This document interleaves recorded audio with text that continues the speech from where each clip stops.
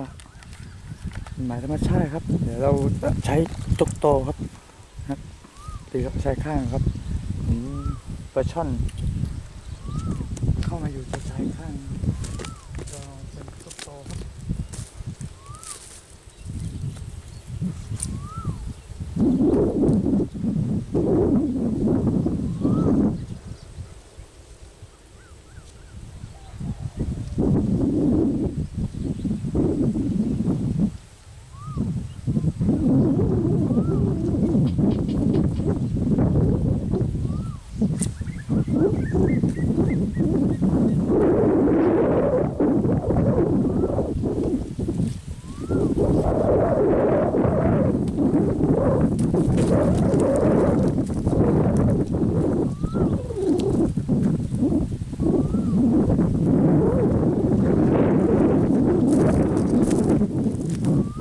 จำแอคชั่นเบา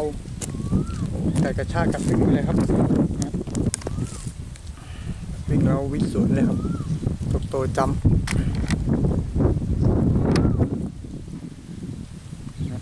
โตจำ